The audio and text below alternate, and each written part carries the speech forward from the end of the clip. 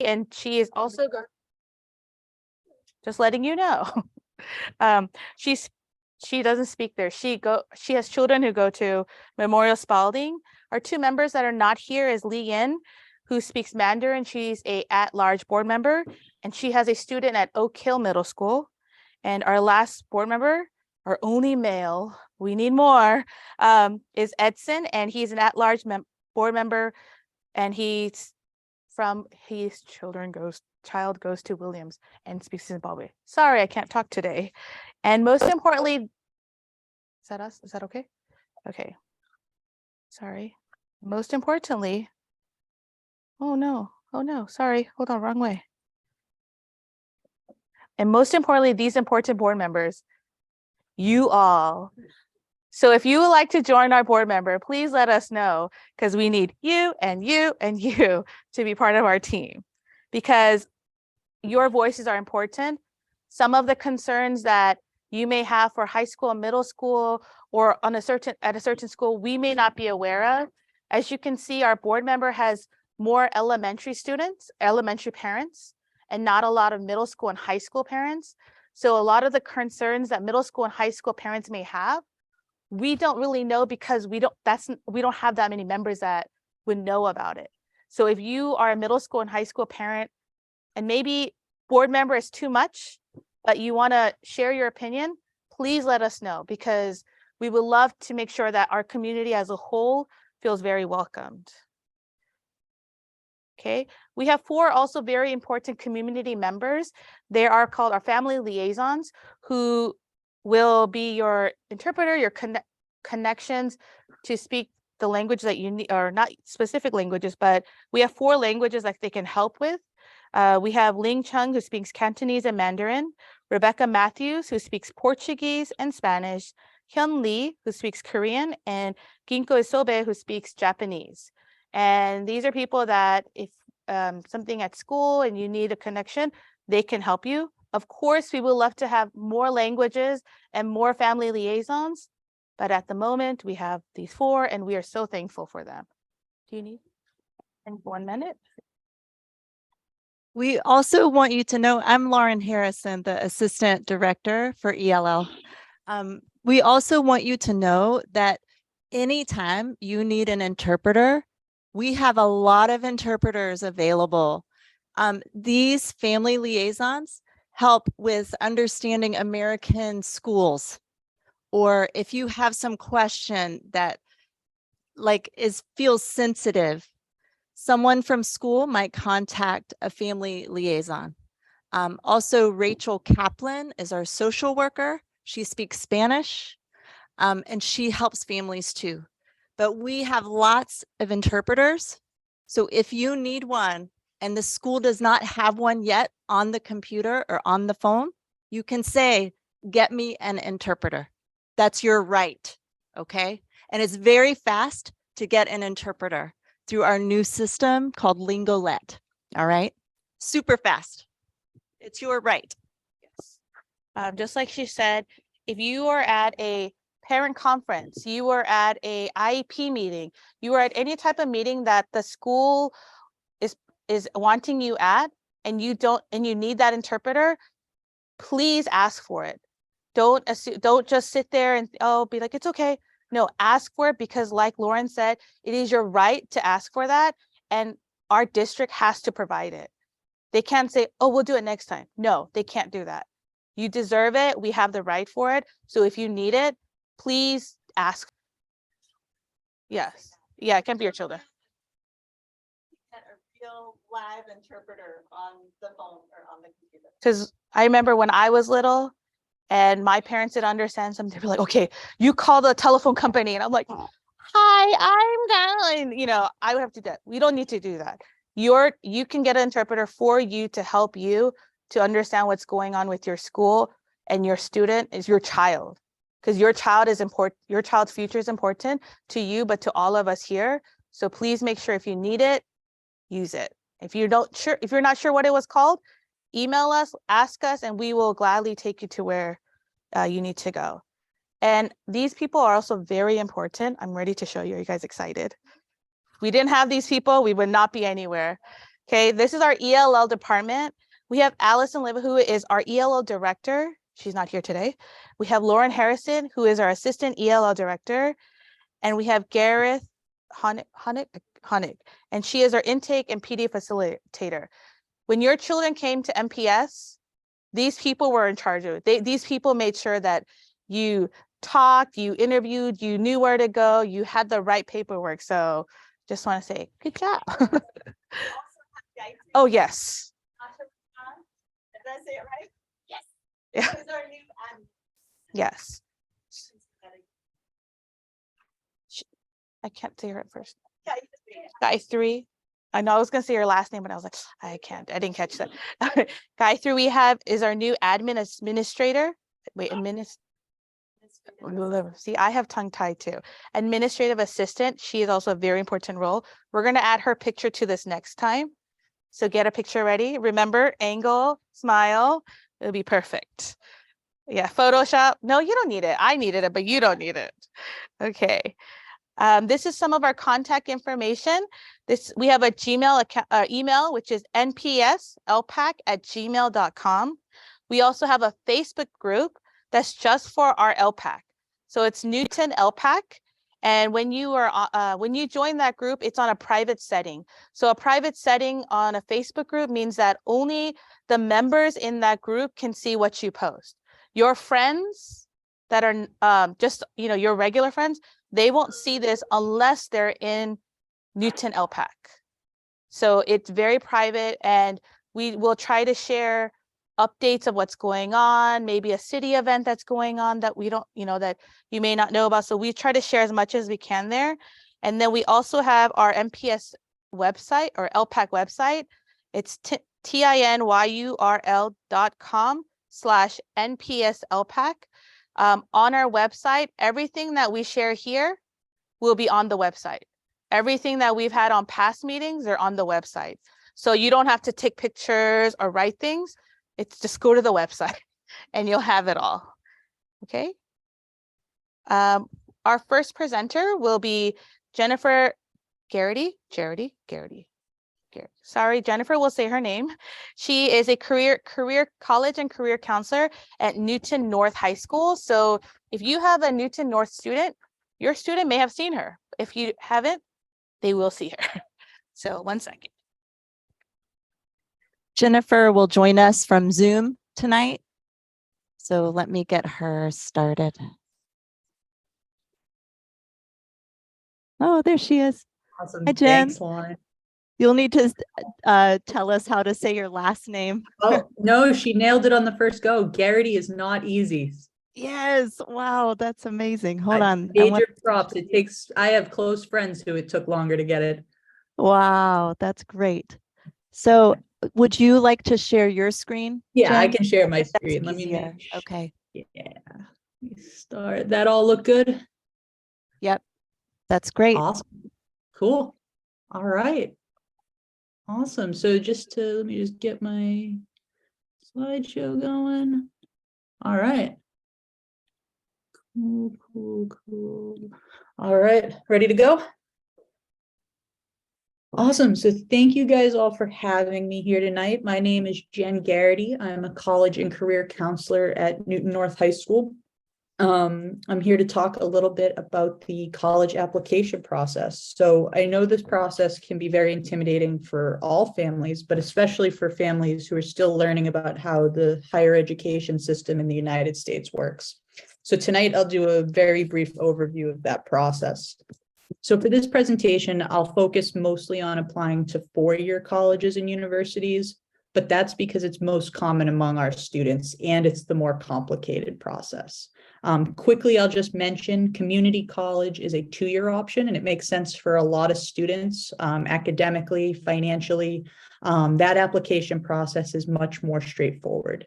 And before I get started, just please know you can direct as many questions as you have after tonight to either me or the counselors at your student's school. So I'd like to start with letting you all know what your support system is when it comes to applying to college. So the first will be your student's school counselor. So in addition to being a key person for your student's education in other areas, School counselors are also available to talk with you or your student about their college plans. During a student's junior year, right around the midpoint where we are right now, counselors will begin talking with your students about this process, but you can feel free to reach out to your students at any time. Each high school and NPS, they also have college and career counselors. These counselors are part of the counseling department, but they specialize in working with students and families through this post-secondary planning process. So beginning at the midpoint of junior year, students can begin meeting with college and career counselors to begin working through this. All students have access to meet with college and career counselors, and many will meet with us multiple times throughout their junior and senior year. Lastly, I wanted to add in the ELL staff at your school as a support, because I know these are people you're already familiar with, as is your student. If you were ever unsure where to go with questions, don't hesitate to reach out to them as well. They're always able to direct you to us when you have questions. So this graphic here, it's a general timeline of how the application process works, beginning in the student's junior year through graduation. Every student's situation is unique, so this timeline will not be the same for everybody. You can find this graphic in the college planning guide that I'll have linked and sent out tonight. There are also some things on these graphics that won't apply to all students. For example, students who want to participate in athletics. I'll go through some of these components tonight, but one thing I'd like to point out is that when the deadlines are for college applications. Early applications are typically due in November of a student's senior year, and regular decision applications are typically due in January. Some colleges will have slightly different deadlines, but for the most part, November and January are the two big ones. So to clarify quickly, a common question I get is, what kind of colleges are there? I want to talk about the differences between public colleges and universities as opposed to private colleges and universities. To break it down very simply, it comes down to how that college is funded and what tuition rate a student is charged. Public colleges are funded by the state where they're located. Students who are a resident in that state will pay a lower tuition rate than students from outside the state. So an example, a student from Newton who goes to UMass Amherst would pay a lower tuition rate than a student that comes from Connecticut. And the same is true that if that same student from Newton, if they went to a college in Connecticut, a public college, they would pay more money than a student who lives in Connecticut. As for private colleges, the cost of attendance will be the same for all students, regardless of where they live. When looking at private colleges, you're going to see that the cost of those colleges is a lot more expensive than public colleges. However, private colleges, as they're privately funded, typically have more money to give out in financial aid. In my experience, I typically see students apply to a mix of both public and private colleges and then see what they receive in financial aid. Sometimes I have students who attend private universities that end up being cheaper than public ones. So next, I just want to talk about what options there are when it comes to how to apply. All colleges, four-year colleges in the United States will have some combination of these four options. I just want to briefly explain the differences. First is regular decision. This one's the most straightforward. A student will apply to the college by their regular deadline, usually in January, and receives a decision in mid-March. The student then has until May 1st to decide which college they will like to attend. The next option is rolling admission. Rolling admission means that the college reviews applications as they are received, meaning that as they come in, admissions offices review them, make a decision on what's called a rolling basis, with the student receiving their decision about a few weeks after their application is submitted. These colleges typically don't have firm deadlines, and the students under rolling admission also have until May 1st of their senior year to decide where they will attend. Next up, we have early action, which means the students apply to college by their early deadline, typically in November. Decisions are usually made between December and February, depending on the school, and students admitted under early action also have until May 1st to make a decision. Some colleges recommend applying early action for particular programs, but that is something you'll want to check out when you're researching specific colleges. The last option is early decision. This one requires a bit more work. Early decision is a binding option when the student tells a college that if they are accepted, then they will attend that college. Under this application plan, the student, the parent or guardian, and the school counselor all sign an agreement saying that they acknowledge this binding policy. If a student applies early decision, that deadline is often in mid-November, with some colleges also offering this option in January.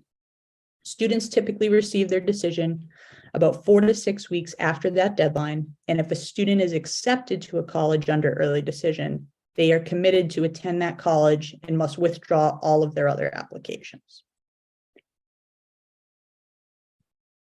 So next I'll talk about the different components that go into a college application. So almost all colleges will require these 3 components for an application to be considered complete. The good news is that your student's high school will submit all of these documents on their behalf to whichever colleges they choose to apply. I'll briefly explain each one. The first is the student's transcript. This is most likely the most important piece of a student's application. The transcript provides the student's academic history in high school, including the classes they took, the level of those classes, their grades, credits, and also a GPA. Students can request their transcript be sent to colleges at the beginning of their senior year. Next are teacher recommendations. During the spring of a student's junior year, they are given the opportunity to ask teachers for a letter of recommendation. We usually recommend students ask 2 teachers. The purpose for these letters is for a college to learn more about who the student is in the classroom through an academic lens. Lastly, we have the counselor statement. Your student's school counselor will write a letter that is sent to each of their colleges as well. The student does not need to request the counselor statement. The counselor will write about the student in a more broad context rather than just academically. Students are welcome to talk to their school counselor about things that they would like highlighted in their letter, such as extracurricular activities. Standardized testing can be one of the more stressful parts of applying to college for both students and families. Luckily, many colleges have adopted a test optional policy over the past few years. So although it is not a bad idea to still take either the SAT or the ACT, a student does not need to always submit their score if they are not happy with it. The SAT and the ACT are both standardized tests that can be sent to colleges. Colleges do not prefer one test over the other, and it is completely up to the student and their testing preferences. These tests also offer ELL accommodations that students can apply for prior to testing by talking to their school counselor. Oftentimes, students will test in the spring of their junior year or the fall of their senior year. All testing dates and registration deadlines can be found online, or you can ask your student's counselor. If you qualify for free and reduced lunch, a student can also qualify for a testing fee waiver to cover the cost of all of these tests. Lastly, the TOEFL is often required by colleges for ELL students. The TOEFL is an English proficiency test that many colleges use to determine if a student's English skills are sufficient for that college's curriculum. I do like to point out as well that there is an alternative test now to TOEFL called Duolingo that is being accepted by more and more colleges every year and is also a cheaper option. Requirements will vary college to college, so when your student knows where they're applying, you'll want to check each individual college's website or ask the admissions office what requirements that school has. Next, we can talk about what the application the students use looks like. The Common Application is an online application form that allows students to apply to multiple colleges using the same application. This saves students lots of time because they don't need to set up a separate application for each college, and they don't need to enter in their same demographic information multiple times. The 6 sections listed are sent to each college, so the student only needs to answer questions for each specific college before they submit. Most colleges in the United States use the Common Application. Students can start working on the Common App as early as the spring of their junior year, but it is something worked on quite a bit during the fall of their senior year, leading up to their application deadlines. In my opinion, the parts that take the most time in this application are the activities section, which lists the students' activities outside the classroom, and the writing section, which we'll talk about next. Most colleges require students to submit a personal essay as part of their application. In addition to being able to learn more about the student, this part of the application also helps colleges assess a student's writing ability. The essay is an opportunity for students to have their voice heard in this process, which is different from the more impersonal sections, such as grades and test scores. This essay does not need to be long. It actually cannot be longer than 650 words, which is about 2 pages double-spaced. Students can already view the prompts online, and our recommendation is that students begin writing this essay over the summer leading into their senior year, if at all possible. Doing this helps alleviate stress in the fall of senior year when students have a lot to do, including writing additional essays for specific colleges. Those college-specific essays will vary, but many times students have additional writing aside from this main essay. Students can always receive help on their essays from their English teachers, their school counselor, and college counselors. Finances are often the most stressful part of applying to college for students and families. I don't have enough time to go too deep into all that goes into financial aid, but I want to touch on the most important parts and the resources available for families. The main financial aid document that students and families must complete is the FAFSA, stands for the Free Application for Student Federal Aid. The FAFSA is required by all United States colleges for students seeking to apply for federal and state financial aid and is used to determine a student's financial aid eligibility. This application is free and requires information about income and taxes from the year prior to the student applying. For example, this year's seniors in the class of 2023 used their family's income in the FAFSA from 2021. For some private colleges, an additional financial aid form is also required called the CSS profile. The CSS profile goes more in depth on a family's finances to help those colleges better allocate the financial aid that they have available. Not all colleges require the CSS profile. So even though we don't have nearly enough time to go into financial aid tonight, I wanted to make everyone aware of a couple resources that help when it comes to applying for financial aid. The first are net price calculators. Every college is federally required to have a net price calculator available on their website. Students and families can use these at any time, even before applying, and I highly encourage you to do so. You are able to answer some basic questions about your family's finances, and it will provide you with an estimate of what kind of need-based financial aid you would receive at that school. This is a great way to get an initial sense of what will be affordable for you and your family. The next resource is MEFA. That stands for Massachusetts Education Financing Authority. This is a nonprofit organization available to help Massachusetts families with the process of applying for financial aid. They hold webinars throughout the year, also in different languages, and are available for one-on-one meetings.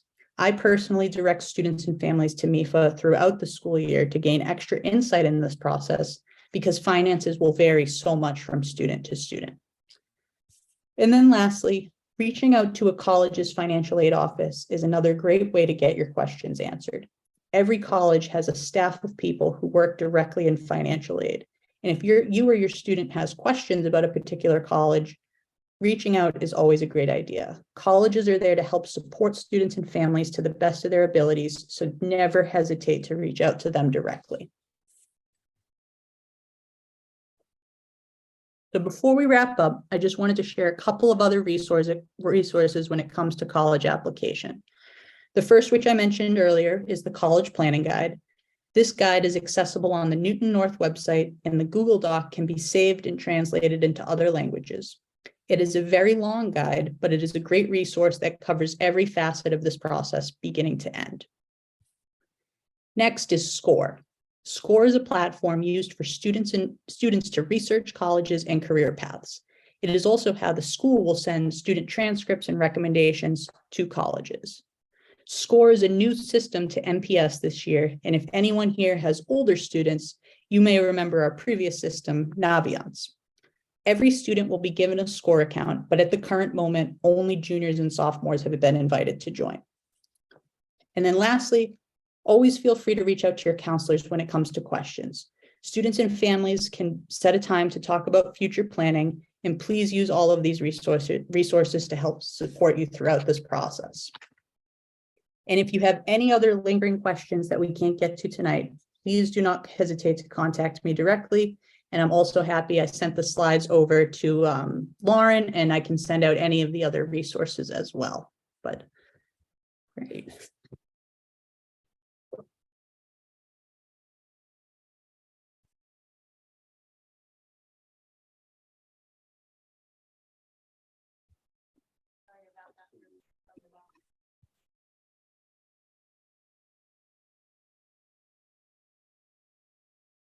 Thank you so much, Jen, for, oh, hi, Jen. She Hi. can see me really well. Does anybody have any questions for Jen that they would like to ask? And if you are doing it, if you're using LexiKey, you can actually also type your question on there and our interpreter will let us know. So if you have any questions that you would like to ask Jen, she is ready. She just drank some water. Her throat is ready to go. Yes. Okay, we have a question. Great. I just wanted to mention that no question, that I can link that college planning guide. Awesome. Appreciate it. Yeah, I'll put it on our website too as one of the resources, and then can send it on email to families on Monday. Okay. Awesome. Thank you. Does anybody have any questions that they would like to ask Jen? It's like a celebrity. Whenever you have a Newton school teacher or staff, you're like, ooh, that's what they look like. We make no questions. I think they may be camera shy or video shy. It's true. And it's also, I know it's a lot of information I'm throwing at them late on a Thursday afternoon. So no judgment there. Oh, 1 second. I'm coming. 1 second. Okay, question. Hi. What are some extracurricular activities that the school students have to have when they apply for university? What are some extracurricular? Yeah, I got that. That's a great question. So the answer to that is there is nothing specific that a student needs to do as an extracurricular activity. So my advice for students, whether they're freshmen, sophomore, junior, haven't started, is to do extracurricular activities in areas that they're interested in. So if they really love sports, get involved with their athletic teams. If they really are into theater, get involved in the theater program. I know at North, I've had students who are really interested in math, and they just created a math modeling club this year that Dr. Turner was saying they had a bunch of teams go to a national competition. So my advice is rather than trying to pick things that you think the colleges will want, have your student follow their passions and their interests and try to figure out what they like. Colleges care more about the depth and the quality of the activity rather than looking for certain ones. They want to see students involved in things they care about. Thank you. Any other questions? Okay. Yes, 1 minute. I need to get paid for this. Just kidding. I heard now there's a lot of colleges actually does not require demand ACT or SAT standard test. Is that become a trend that in the future basically no school will look at these tests? And now what's the percentage of the school still demanding the tests? Yeah, so I think I caught your question clearly there, is with the more colleges not requiring the tests. So I would say most, and by most, I probably mean about 90% of colleges, if not a little higher, have what's called a test optional policy, which means that if a student takes the test, they can choose to send the score as part of their application. It will be considered, but they also can choose not to send the test. We saw a big rise in test optional colleges after the pandemic started, and many colleges are seeing that they can still attract and still admit those applicants without a test score. They don't see that test score as predictive of a student's success in college. There are a couple schools that are called what's called test blind, which is, I think, what you were mentioning, where a college isn't going to look at a test score no matter what. There's a couple of those, probably the most prominent being the University of California system. But I would say most colleges are test optional. And in terms of ones that still require the test, I would say there's maybe under 5% of schools. The most popular school that does require the standardized test at this point is MIT. Okay, we have another question. Hold on, I'm going there. I'm getting there. Okay. Yeah, I think that I must have seen this kind of information from the school website about if your child has studied here in America for 3 years continuously and you do not have to sit the TOEFL exam, but I'm not sure about it or not. Yep.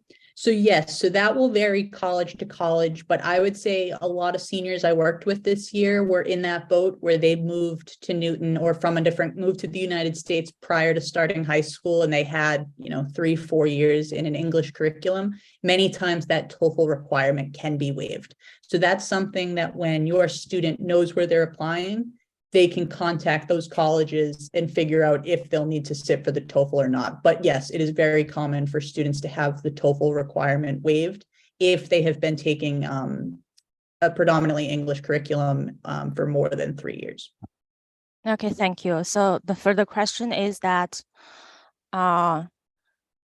so by the end of in May next year, my son will be here for 3 academic years of study. So my question is that because he's now having an F2 visa as my dependent and I'm a student, does it mean that he can be treated as an how do you say that? Native. I mean, for the admission of the college, can he be treated as a native or still an international student? Because there will be a huge amount of difference of paying the tuition between international and native. Thank you. For sure. And that would be something. So those are those specific questions when it comes to financial aid that can get very student specific. So what I would recommend is, even if you want to be proactive now, is to reach out to a couple college admissions offices. And it is totally fair to ask and say, my son is a junior, he'll be applying next year. This is, our current visa situation. Would he be considered a domestic student or an international student? It is completely fine to reach out to them ahead of time with those questions so that you know what the outcome will be. That's a really good question. Yeah, excellent question. Anybody else? Okay. Jen, we may email you some more questions in the next couple days, weeks, months. Absolutely. Years, you don't know. But thank you so much. She presented for us last year too, and we are so thankful. And hope you have a very great night. Thank you so much. Absolutely. Great to be here. Thank you. Bye, Jen. Bye. She's gone. Yeah. Okay. Just one moment. Okay. They have to add that if you come up with see it other in here. questions. Oh, hold on one second. Hi. Maybe we should add that if you come up with other questions, you can just email us, NPS ELPAC. Yeah. We'll before the night ends, we'll have a slide with our email address. So you can just send any questions to us. All right. Next topic for tonight is we have someone from Newton Parks and Recreation here to talk a little about opportunities in Newton and summer camps. And it's Carol Stapleton. Oh, that's good. And she's the manager at Crystal Lake in Newton Highlands.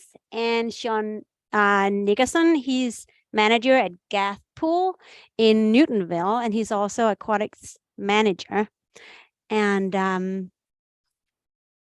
Sean is the first one to talk. So did I put the slideshow? So you may ask where the Gath Pool is. It's at Albemarle, that location. So one moment. Need to flip this on you, sir. That's right. So we have interpretation happening through here, in case you don't know yet, with people listening here and people listening other places too.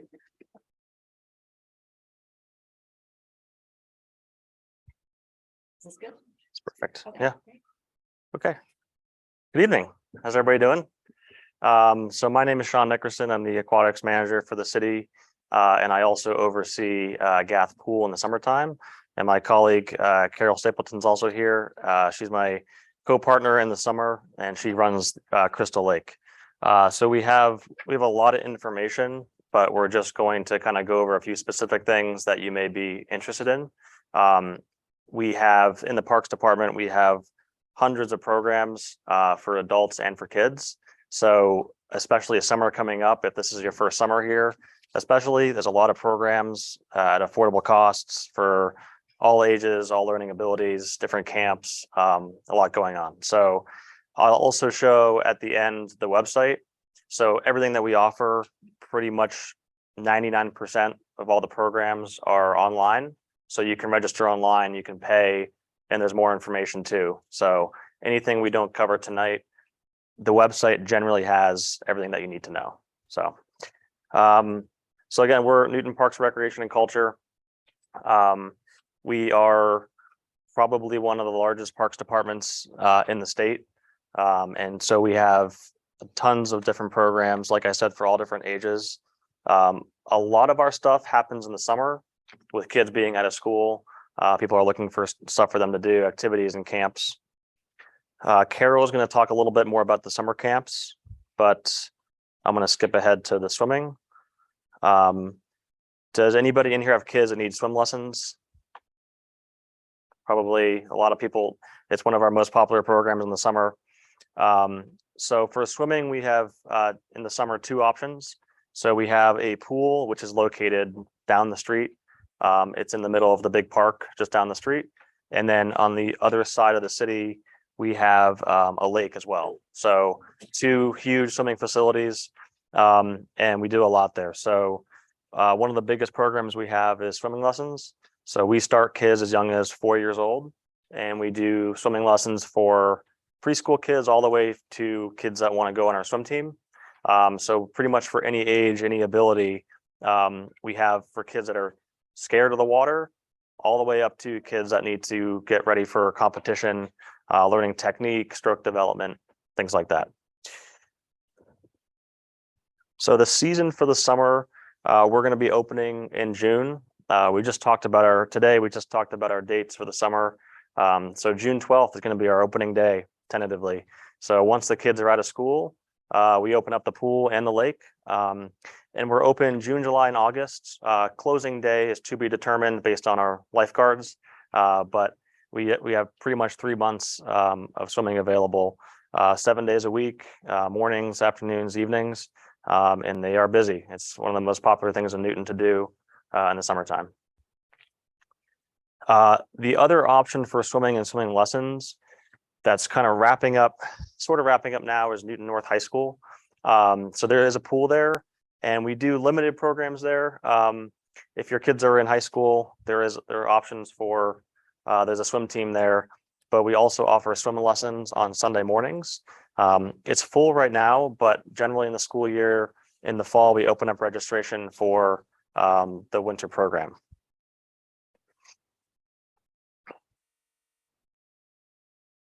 Sorry.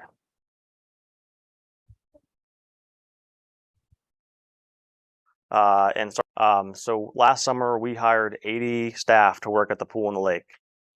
So it's a mixture. We have obviously managers, but the majority of it is lifeguards and our front desk staff and our swim lesson staff. So if you do have any kids that are interested, I teach twice a year. My next class that's open is in April. So if you have anybody that's 15 or older, they can enroll. There's no requirement. There's a brief swim test, but if they're a good swimmer and they're looking for summertime work, they can check out the website, and it pays pretty well, and you get to be outside, not working at a grocery store. So the kids have a lot of fun doing it. That's okay, no big deal. Any questions so far on swimming?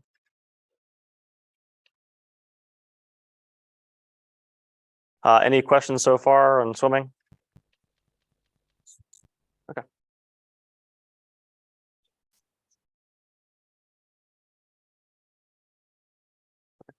That's okay. Thank you. So those are our swimming facilities. So we do, like I said, the lessons. We do open swim. We have the lifeguard training. We also do, if anybody has any parents that are interested in doing some type of exercise that's low impact. In the summer, we also do senior aquatics. So it's like an aerobics class in the water. There's like 30 women that do it right now. They love it. It's a social thing, but they can also get some exercise, and they're not going to get hurt doing it. Well, very low impact, very safe to be in the water. And then lastly, with swimming, in terms of programs, we also do special needs swimming. So we have a couple of different options for kids that have special needs, and their siblings as well. We have a swim team, and we also have sort of just open swim lessons. So we do that again on Sundays in the winter. We have options for kids with developmental delays, autism, you name it, all sorts of people in the program, but it gives them an opportunity. It's very therapeutic, so that you can get basically a one-on-one lesson. And then we also have camps for special needs as well. In terms of our camps, which Carol will talk more about, but also the swimming, we also have scholarships available. So if financial hardship has hit you, we do offer full scholarships for the summer. I don't know as much about the camp, but in terms of swimming, you buy a membership for the summer, which gets you access to the pool and the lake. If you can't afford it, you send in, you fill out a very brief application, and we can waive the cost 100% if that's something that you guys need. We do that for a lot of families in Newton. And the way I see it is that swimming should be a life skill. So if you can't afford it, that's okay. Fill out an application. We'll make sure you can get a permit.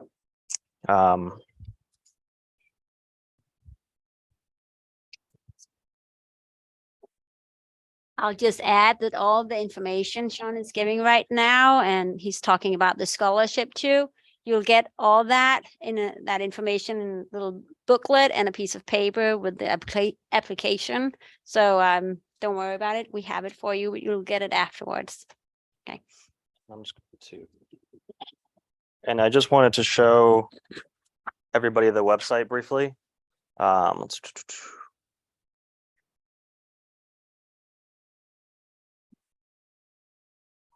just need a browser. Okay, thank you.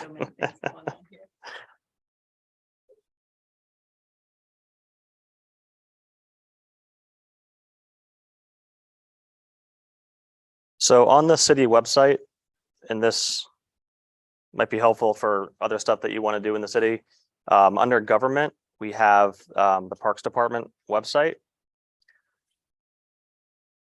And from here, we have pretty much everything that you would need in terms of if you want to apply for a job for your kids, if you want to enroll in a program, if you want information on where the parks are, pretty much everything is in here now. So this is the main site. Here are some general announcements, but let's say you wanted to do swim lessons.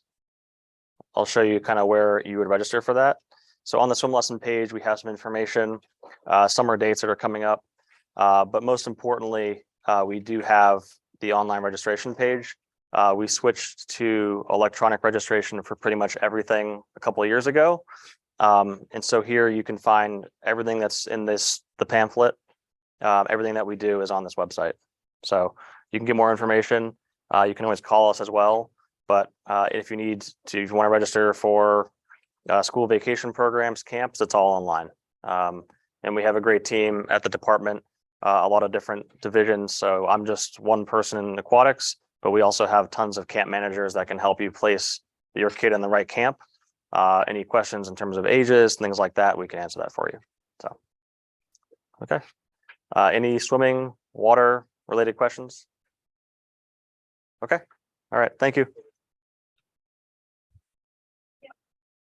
Thanks.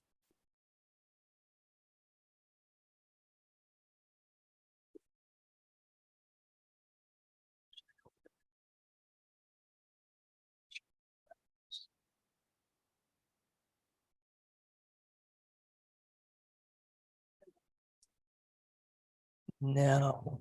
Do all that stuff. I'm sorry about me. We have a lot, they printed out a lot of paper in work and information for you all to see. So we're putting them in little stacks. So when you go home, you can take it home with you and look at it. The scholarship that he mentioned, the application is there also. There's also a booklet of all the information that she's about to share. And also, if the counselors and volunteers and those application or that paper we have inside the pamphlet. But if you do have a student that is interested in doing that, we have a separate packet that we didn't put in there because not everyone will need it. So if you are interested in that, we have it separately. So just please let us know for employment. So is it 16? 15 for aquatics, but yeah, usually 16. So average age to work is 16, but in aquatics, you can be 15 and 14. If you have a responsible 14 and 15-year-old. It looks like I got 22. Woo! Mom wants to get him out of the house. Here's Carol. Here's Do John. you have a question? Yes.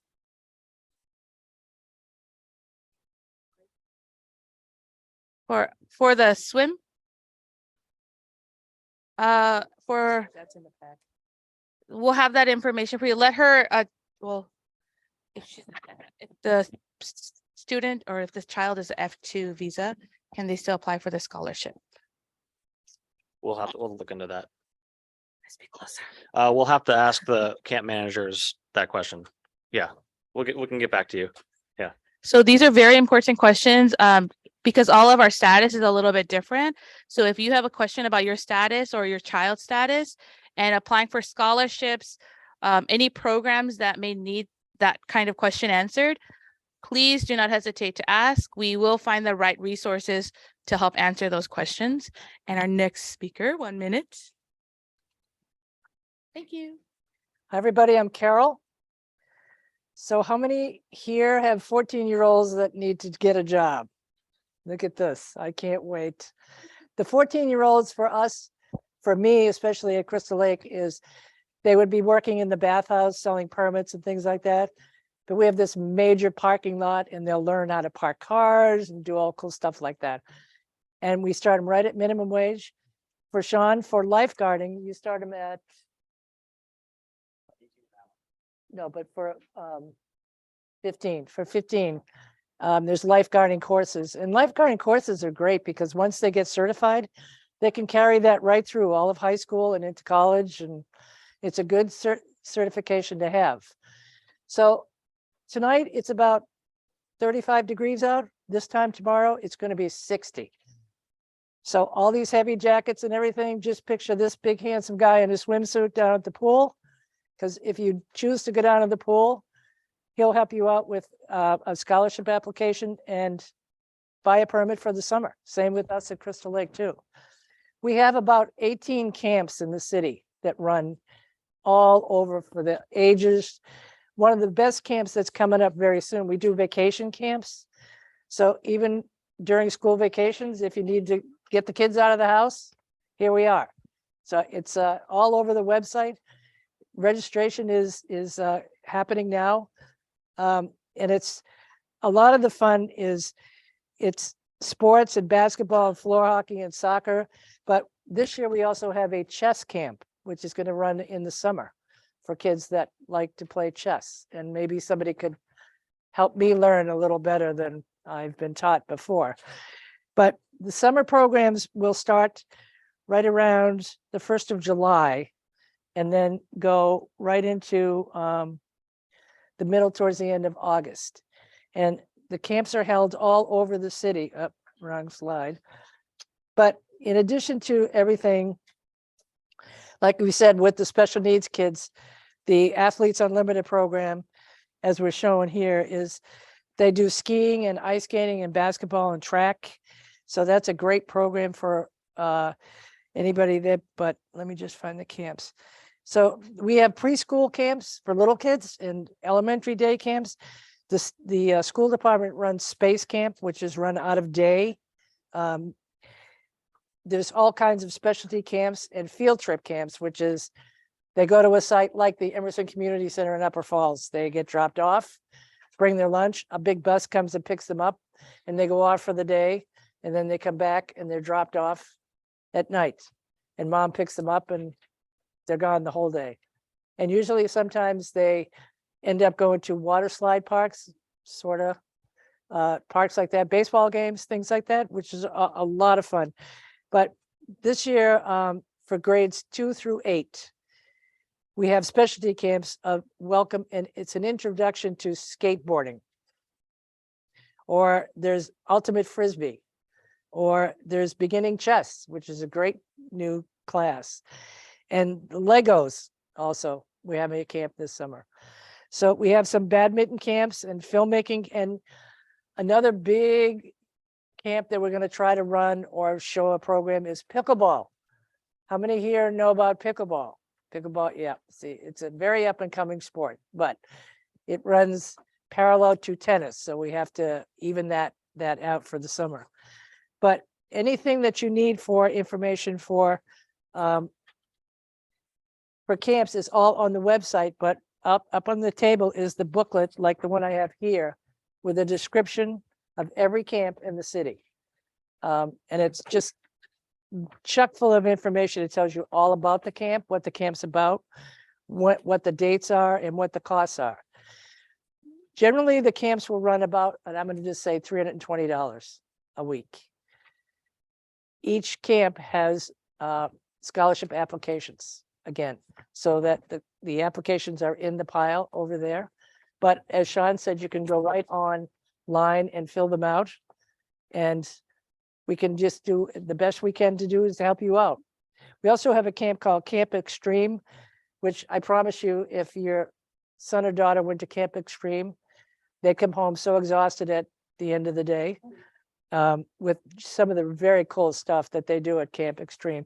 And a lot of it is, you know, rowing canoes and things like that. So a good lunch and then march in the house and take a nap. So they're gone for the day and then they're home and they're quiet because they've worked hard, sort of quiet, not always quiet. But a lot of we will start to teach. What's your last lesson? Swim lesson during the day? Noon? We do, yeah. Okay. So Sean does swim lessons for the kids up until noon, but at Crystal Lake, our last class is about 4:30. So anybody that wants to do a camp during the day and then wants to learn to swim at night or in the afternoon, we can do. We may try to do an adult course of swimming, which in a lake is very, very different than a pool. The pool is very structured and it's fun to do it at the lake because it's so wide open and expansive like that. And if somebody was very interested in that, we'd be happy to put you in a class with adults. Some of the women that come to class don't want to get their hair wet, so they only learn to swim from their neck down. So they just learn to put their hair up and they just learn to swim like this. So we could even start a camp for older adults that want to use a camp theme to learn to swim. So which would be a lot of fun too. So, but there's so much to do. The booklet, all this information, I think we overbrought paperwork, which is something that we do.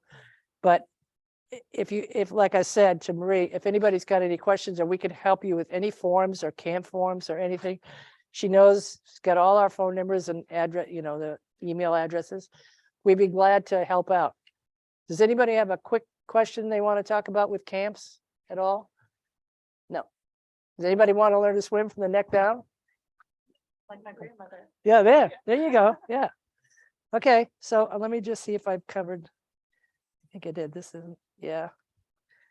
And then in addition, we also have picnics at the Cove. I don't know if a lot of people, there's a park down in Auburndale that's called Ware's Cove, and there's grills, and you can bring your steak down.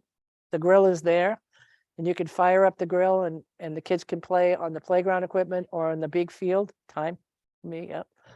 Okay, we're talking too much, too long. Oh, you do? Yeah, it's a great park. It's a great park. Yeah. Oh, sure. Oh, I can ask for you. Oh, no, it's just a question about the park. Do you need to book that grill? Oh, okay. And you do that. And Oh, okay, yes. You'd have to reserve a grill. So you'd call the main number of our office and ask to reserve a grill, which is very simple to do. And at the same park is this big wide open field. There's tennis court there, and there's a fairly new set of playground equipment for the kids and you're right beside the Charles River, which is really rather fun. And it's a nice breezy park too. So, and then on Tuesdays and Saturdays, we have farmers market. One of them is here. The other one is at Cold Spring. Some people are shaking their head like, yeah, they know, because it's a very, very nice program that we have. We also have dog parks. We have 7 dog parks where you can take your dog and let it go off leash and let them go crazy and then put them on the leash and bring them home. So you can get the kids worn out, the dog worn out, and you can take a nap at the same time. So that's a good day. You'd be doing a lot with us. We also have buildings, the Albemarle Fieldhouse, which is right down the street where Sean is and we have programs inside those. We also have daycares that operate out of some of those buildings too. If you live in a neighborhood where there's a little small plot of land, we could adopt that island. And our maintenance crews, this is not. So there's all the information that you need is going to be in the packet that's over here. There's the main number and anything that either one of us that can do to help you out with scholarship applications or booking a grill or anything like that. All you have to do is call. Marie knows to get a hold of us. And so I'm looking forward to seeing some of you here with us in the summer. And if we run out of paper and we don't have enough, they'll let us know and we'll mail it to your house. All right?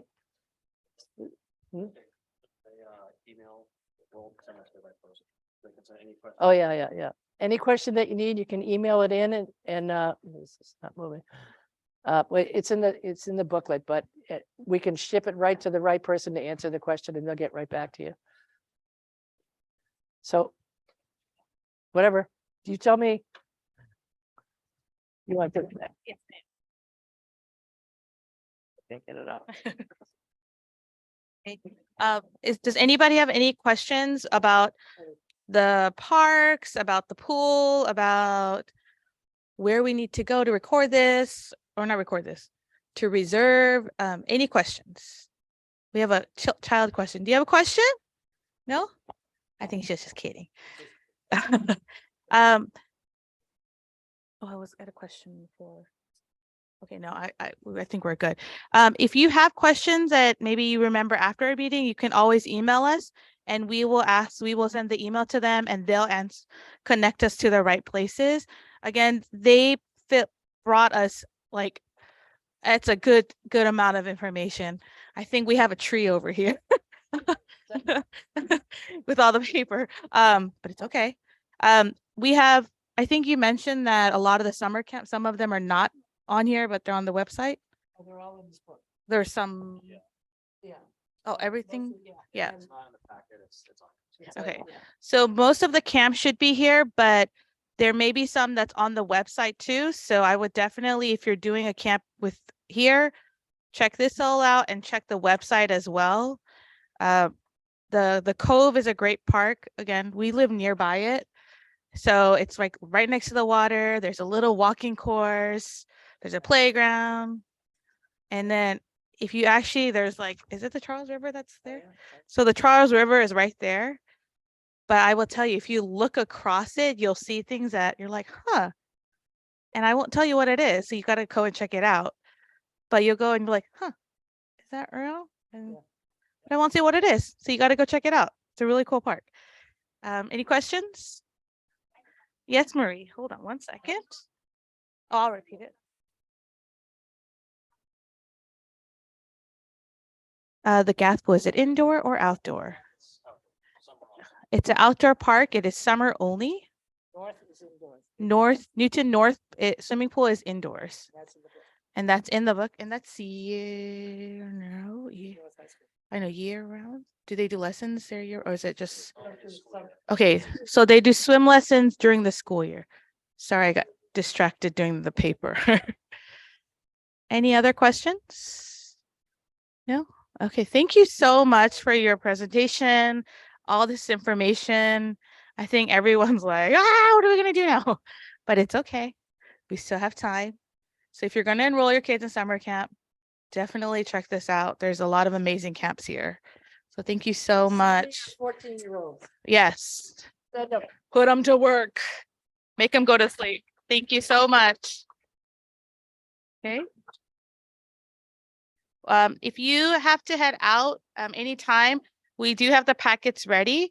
But if when you do head out, we'll have it ready for you to take also. And again, if you have a child that is interested in working, the application to do that, we didn't put in the packets, but it is there separately. So if you want it, just let us know and we'll hand it to you. And 1 minute.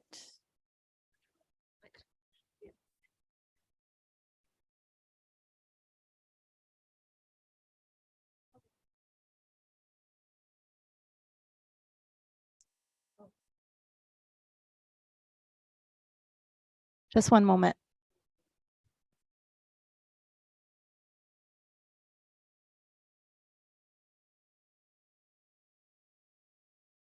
This is a very exciting night. Before we go, we want to have ELPAC elections.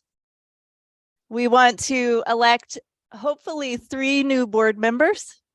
Actually, Lean is not here tonight, but she would like to move from at-large board member to chairperson. We will have a vote for her next time. Mushti is missing from our slide, but she will have her name on the ballot to become treasurer. Right now, she is at-large board member for ELPAC, but she will move to treasurer tonight if you will vote for her. And would you like to say something about working on the ELPAC board and why you'd like to do this position? Just one moment. I'm the treasurer of our board, so I will help. We don't have money, but but maybe we can run a fundraising for our board. Maybe, I don't know. For now, I would like to be treasurer for our board. If you would like to give me a vote, I will be very happy. Thank you so much. Thank you. ELPAC is still quite new, so even the treasurer position, the secretary position, it will be what the new members make it to be. I think ELPAC is only 4 or 5 years old, something like that. So we have 2 other people who submitted their names. Wendy, are you here? Yeah, great. Welcome. Yay. I'll let you introduce yourself and just say a couple of words about why you'd like to join the board.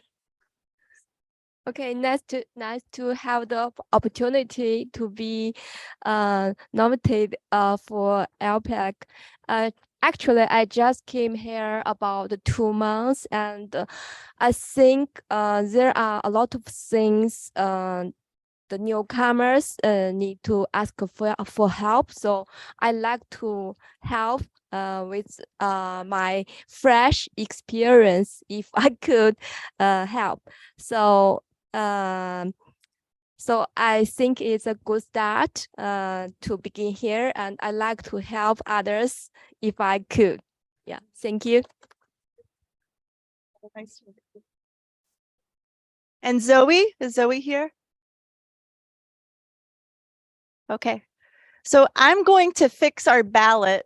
If you'll give me one moment, we could play some game show music or something, or you could say a word.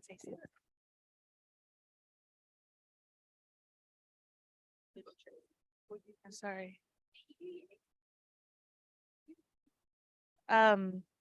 What I was going to say is ELPAC, although it is very new, we have made lots of steps and strides for Newton to be aware of who we are.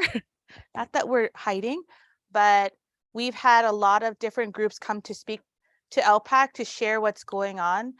Something that you may be aware of that's going around and probably is you may hear amongst your schools is like about the Newton override. It's the election. It's going to be inside there. There's a lot of talk about it. So if you own property or if you are a renter, it may affect you. So it's good to be informed. It also concerns renovation of schools like Franklin, Horseman, Countryside, and some, I think those are the 3 main schools. So even people from the city and those groups have come to speak with us because they realize how important the ELL community is. And another thing that I've actually talked to is from a teacher or a staff member at one of the high schools.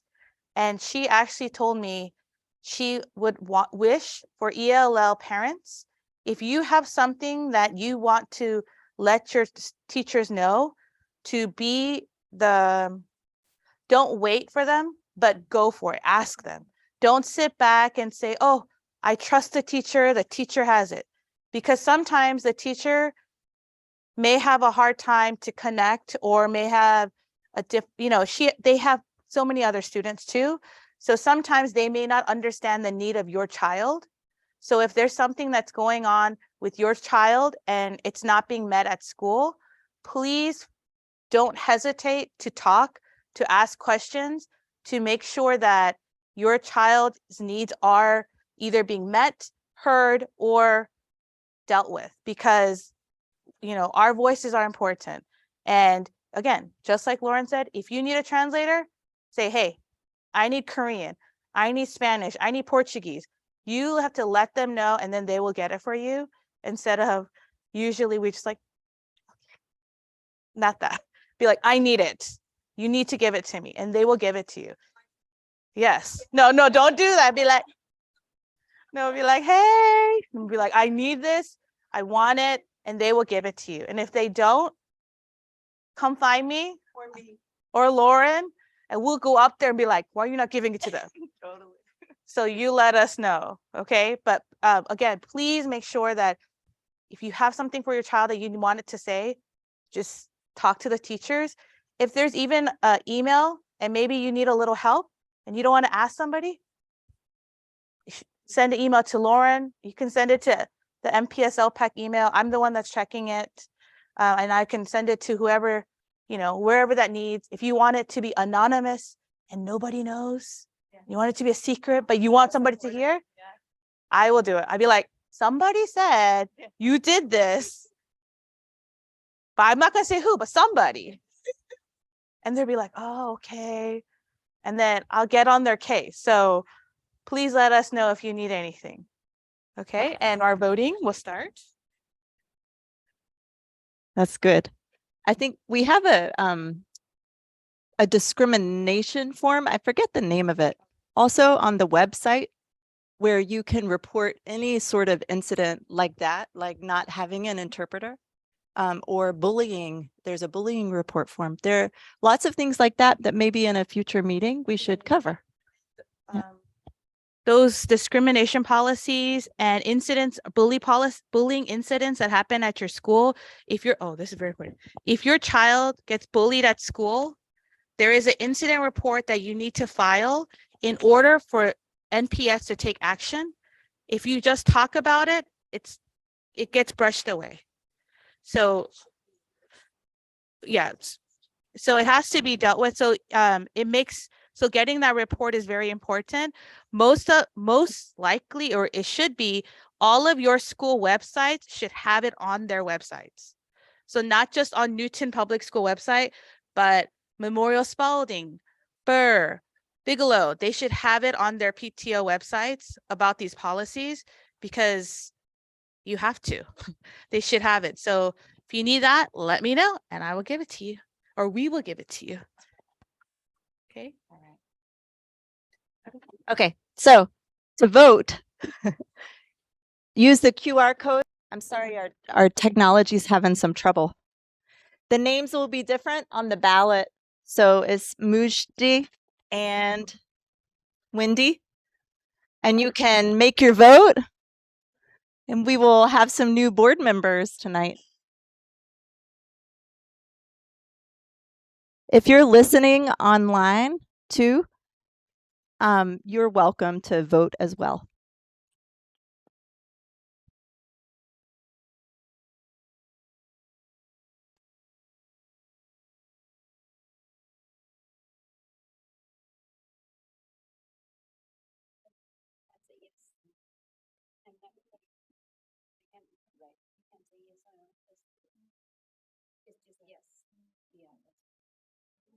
So you just click their name or don't click their names. That's right. And then I think that works. yeah. I like this new option of saying no. No.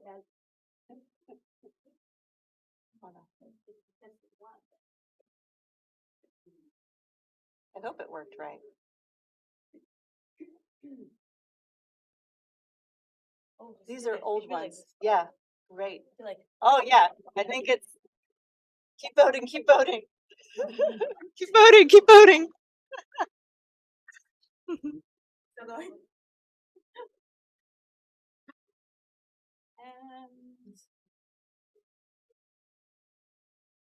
And I need some.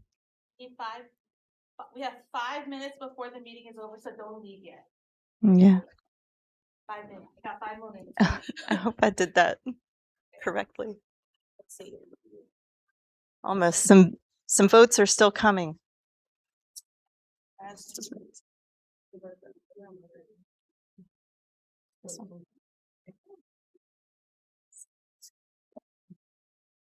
We do want to just share a few things while the votes are coming in. Our next ELPAC meeting is April 6th, 2023. So please make sure to come. We are so happy everyone's here. A last few things is that we have our new members that are signing on, but if you're still interested in becoming a board member, or if you just want to just let us know, please email us. And then also we have an exit ticket on the tables. It just gives us a survey of how we did today. What would you like for us to do more of? If there's any topics that we haven't talked about and you really are curious about, please put it there.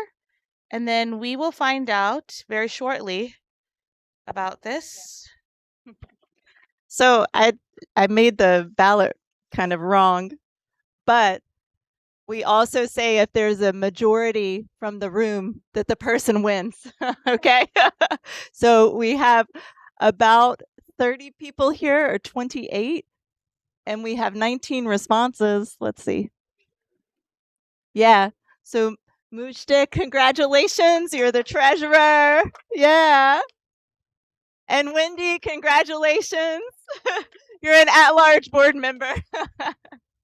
You have enough votes. That's great.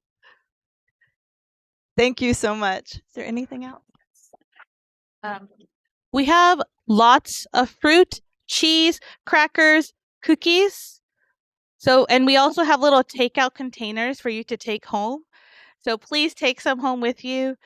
If not, oh, 1 minute. And oh, yes, very important. I forgot to add this. Is so important. Hold on, so one of our board members, Marie, this is actually her last meeting as an official board member. She has been part of the board since pre-pandemic. She's the only one that knows what's been going on. I've only been on, is it my 3rd year out? Second, I don't know. I've been not as long as her. She's taking a break and she will come back to us. I'm a backup. Yes. I'm the backup. She's always here, but she's going to step down officially. Yeah. And we wanted to just say thank you so much for everything that you've done for us. You've been amazing. Without her, oh, it's over there next to the markers. Sorry, markers. So we just kind of gave her a little sign of appreciation to thank you for everything that she's done. Would you like to share a word? Yeah. My speech is somewhere. No, I didn't bring a speech. Thank you so much. I have really enjoyed being part of ELPAC, and I think that we have, as ELPAC members, made a difference that Newton is now more aware of ELL as a community and ELL families. So I'm just so glad that we got a new member in ELPAC today and a treasurer today. Yeah, but we're still open to more members and new members. So join us and continue the good work in ELPAC. Yeah, I'll miss you. An important thing that's happened is that the fact that we have a treasurer is a very big thing because we had no money. We're not sure how it'll work. And no money. Now we have a little bit of money, little bit, like really tiny, but she's going to be in charge of that little money. So it's really, she's not going to run away. But we have a lot of these extra because they gave us the whole bunch. If you have some friends that are not here and they may be interested, please feel free to take some for them. And yes, and we are so thankful that all of you guys are here. Again, please take food. If not, we all have to eat that for the next couple of days. So please take and please take. Thank you guys so much for tonight.